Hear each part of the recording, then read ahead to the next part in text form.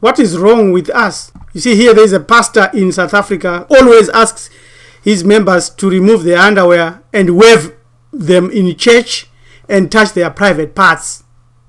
There is the YouTube that you can follow and see everything. Another one asks all his members to take off their clothes so that he can walk on top of them and do whatever he wants. Again, it's in South Africa and in Africa and amongst Africans. And you can go to this website and see everything that these pastors are doing. This one has always been lying and saying they are two vice presidents to shake Zimbabwe. He says one is going to die. He's a false prophet. There's nothing that he has taught people except to bind them back to Jesus. There is another one. He also uses Napoleon Hill's books and philosophies to gather and amass wealth. Look at what religion is doing to us. The purpose here is to put forth and show that Africans, either in the United States, Europe, or any other part, or even in Africa, are showing signs of mental misorientation disorder as soon as they prophesy other religious beliefs other than their own. Therefore, this is negatively impacting our ability to be authentic Africans or conscious Africans. You can see our study volume 7.1 on what is a conscious African. We are grateful to the amazing work of Ipeti Sutu African and the massive help of Dr. Daudi Ajani Azibo in the field of psychology. Also to Ipeti Sutu African Institute, West South Carolina, North Carolina. Thank you, Mahat Hotep. Another pastor asked his congregants to eat grass, and they all walked out and started to eat grass like animals. Another one said he is too holy, therefore he cannot walk on the earth. And then you can go on here to see weird things African pastors do. From Wikipedia and many other websites to look for the richest pastors. Can you see how much money they have? They are millionaires. Is it all about dollars and assets at the expense of the congregants and our continent? It looks like that, and it is like that. Most churches have European names. Why? Because they are European agents which are used to sustain the missionary efforts of the last 300 years. That's what they're doing. These are European employees. The Afrikan Melanin Dominant Disorientation shows clear clinically proved mental health disorder. They cannot use African names in their churches and for their churches because African names carry a sound and tone and a certain vibratory self-healing power if spoken in ancient language. Because to colonize you, the white folks had only to focus your attention away from yourself. That's what these churches do. They say, look to Jesus, look to God, look to the Bible, look to me, look to miracles. And they remove your identity and cause you to focus into that thing which they have created, which is a white Jesus, a white Bible, creating a white God, Savior and supreme everything.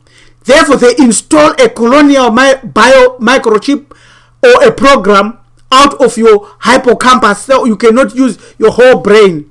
We will show what kind of advantage they have taken over our natural abilities. We have to identify this colonial thought biomicrochip that was implanted in you. The colonial self-identity implanted in you is a thinking that self-righteousness and self-reliance is evil. To remove it, you are taught to stop believing that you yourself, you can be righteous.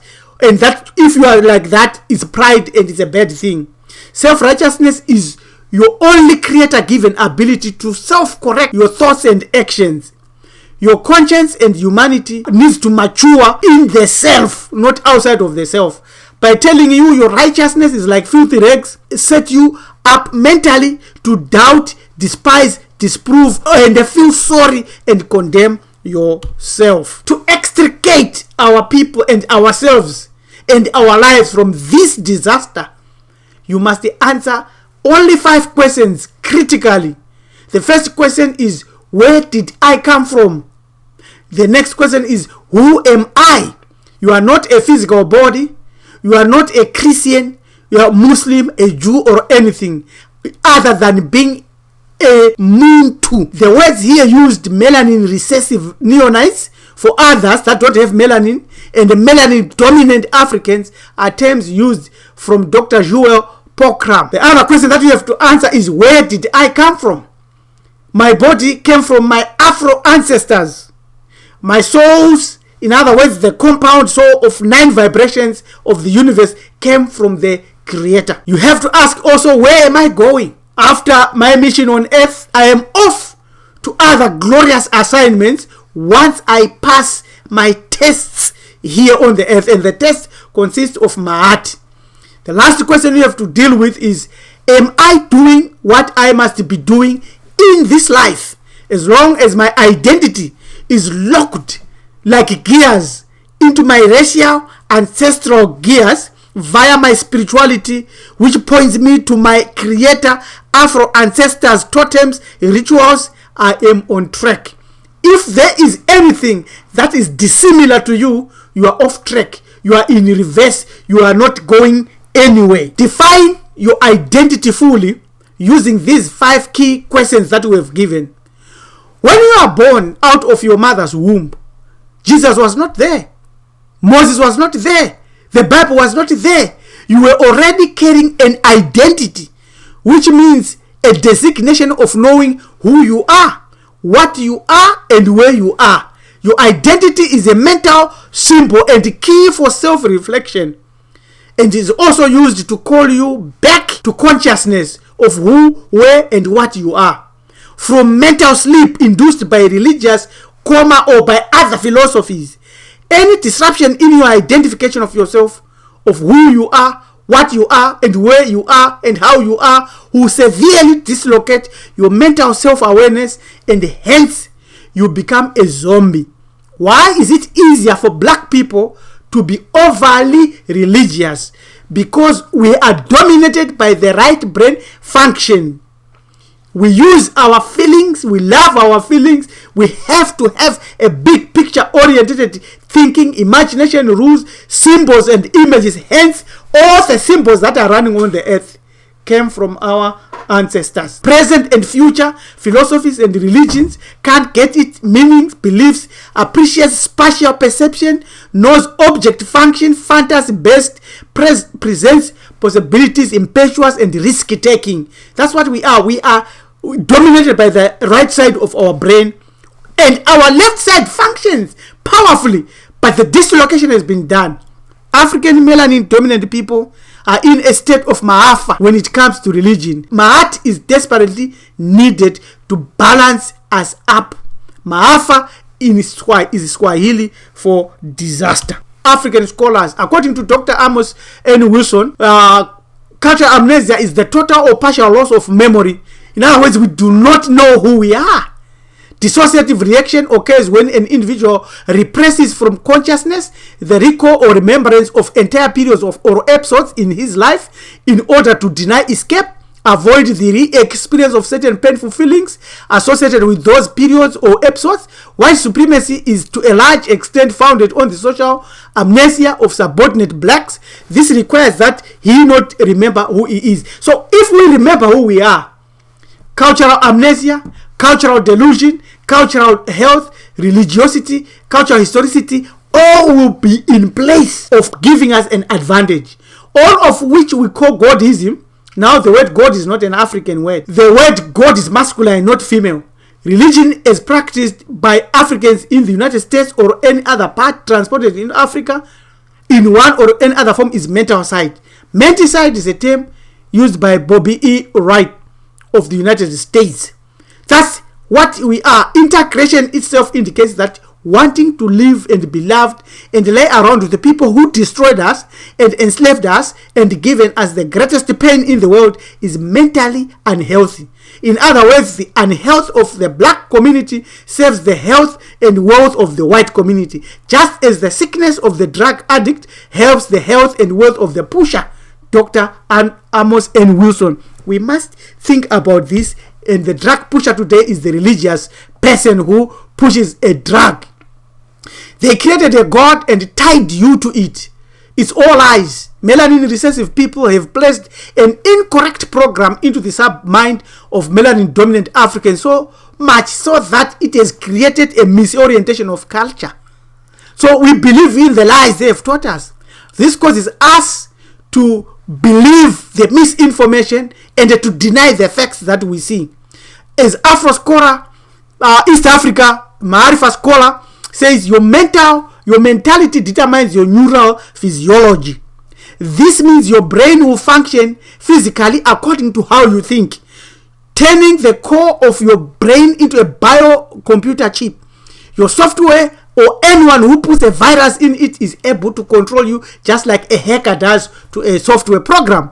So African sees a white Jesus as truth, Jesus walking on water as truth, a rib taken out from men to make a female as truth, is forced to think in the oldest, that the oldest people on earth are not him but other people.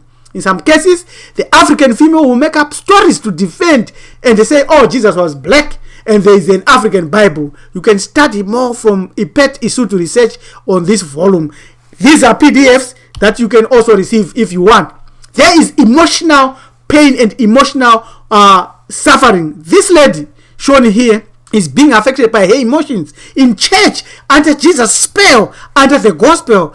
She will be so tired when she gets home that she will not have the energy to do anything, but either she will go to sleep or eat food after hours. Emotions causes the adrenaline to become animatic or unbalanced, and according to Dr. Mona Harrison, an African female, in her book What Else Every Doctor Should Know on Adrenaline, it is a death hormone. When we are stressed, at page 58, so emotions can kill you in due time. One could say that the lady is so happy, she feels good, well, and the news above is that she is overcome with emotions. Now, you could say she enjoyed being felt on by these many men touching her, and she became overjoyed. Another example is when people believe their own contradictions and iron out contradictions in the Bible. Many other reasons why Africans are also religious is that we have dissolved our identity, we have been defeated by enslavement and colonialism, and we have also broken taboos. Like, we don't know our totems, we don't acknowledge our totems, we eat our totems, we abuse our totems, we marry with even those people of our own totems.